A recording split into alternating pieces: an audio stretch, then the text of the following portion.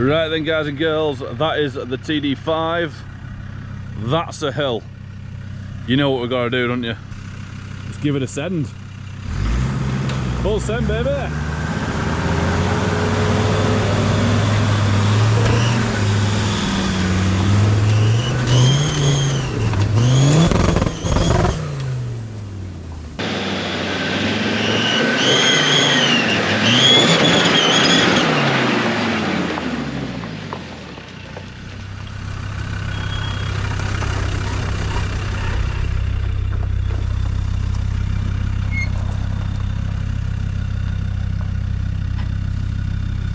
Cows are looking at that thinking, what the fuck are we doing? Should we go see cows? Let's go and see some cows. We'll go sightseeing. Moo, moo, moo. Look like angry bastards them. I'm not going to fuck with them. So you got to keep up with the energy. Chocolate. Energy. Chocolate and carbs, mate. So Dan is the driver. We have Rufus munching on, what is that? This is just rice. Rice? Do you want just plain rice? No, with butter and Chinese spice. How's that taste? Amazing. Get it in, all in a one. Oh.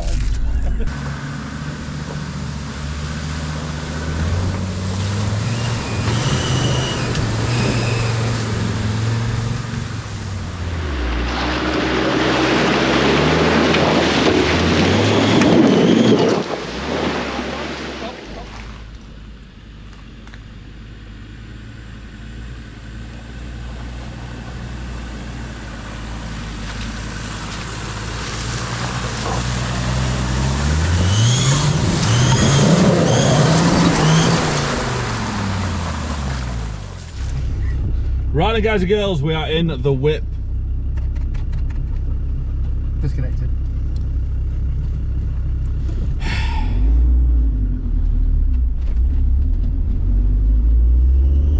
So it's my first time off-roading and we're going to crash. What? You're not going to read the ground very well, are you?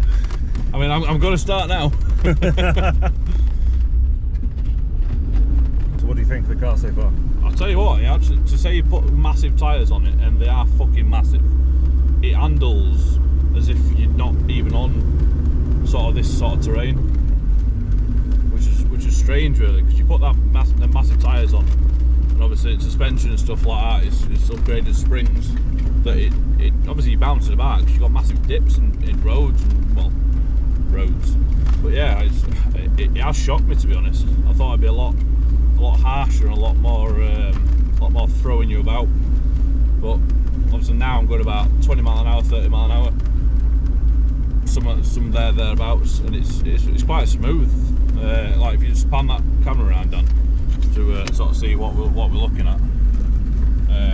You know, like this bit's smooth, but obviously the rest of it weren't a minute ago. It is an amazing whip, mate. Very good and very nice.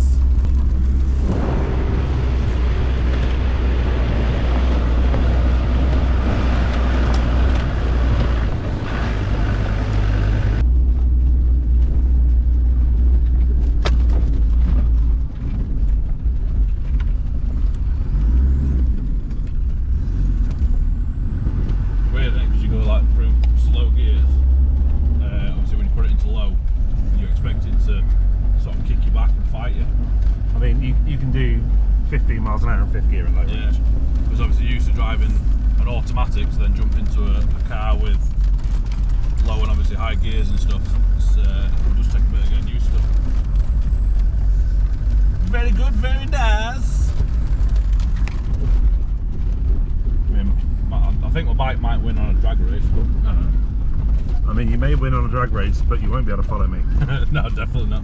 I'll have to put some off-road tyres on it and maybe higher the higher suspension. So with these kind of roads, then, how come we can come down these kind of roads or paths? So these are classed as byways. They're unadopted roads, which means they're not maintained, but you're still legally allowed to drive on them. So what we're doing now is classed as green laning. Obviously it's green and it's a lane. Simple as it is. As simple as it is. The roads from years and years and years ago have always been classed as a road, but they're no longer maintained or looked after, if you like. So it's still a road. Yeah, so it's public accessible and things like that. You know, it doesn't matter what vehicle you've got. Technically, you can drive down here, but you still got to be taxed, insured, MOT'd, you know, all blah blah blah. Yeah, obviously we are, so yeah, win-win. But apart from that, you know, as long as your vehicle's capable, you can go online. You can find the byway maps. You can sign up to certain websites and find your nearest lanes. What I'll do, I'll get the information from Dan when we stop, and I'll put all the links down below in the description down there. So if you guys want to trial it, things like that, or if you just want to have a quick gander, you can click the links down below and see where the green lanes are. I'd imagine there'll be some near you if you are in the UK. I'm not so sure about America, things like that, where people do watch. But yeah, I'll put all the links down below, guys. So fill your boots and have fun. So guys, we're on a bit more of a technical lane here with Sean driving. And, a bit more bumpy, a few more ruts, a few more divots. What are you thinking so far, Sean? It's taken me by surprise, like how easy it is to stay in control of the car. So obviously it's my first time sort of off-roading with roads like this. I'm used to doing plenty of motorway miles just cruising along in my BM or on my bike or like that. But yeah,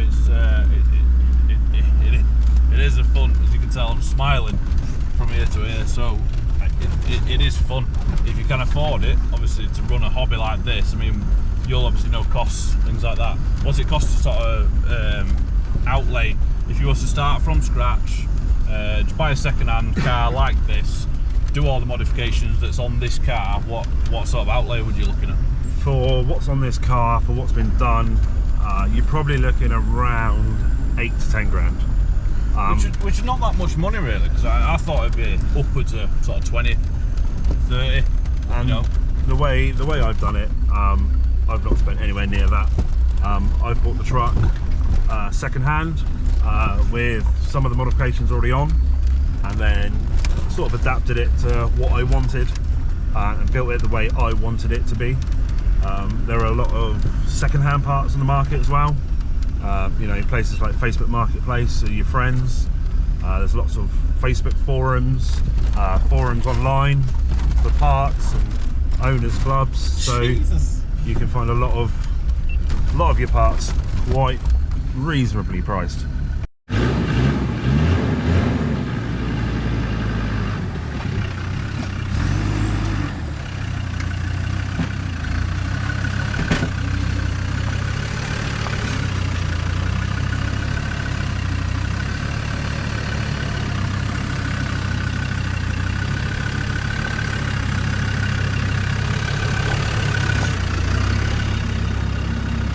happening, babies?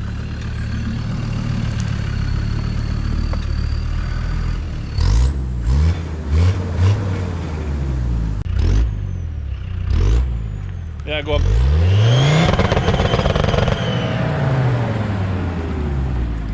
That right there is dirty.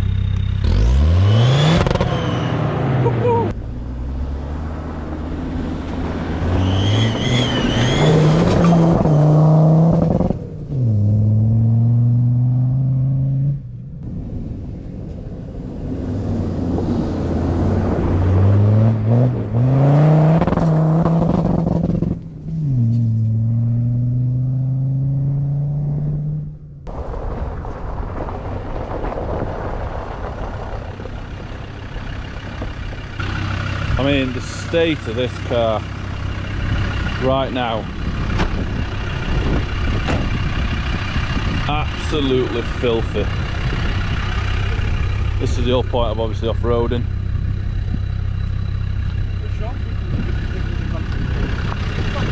Absolutely mucky. Subscribe to Autopod, motherfuckers.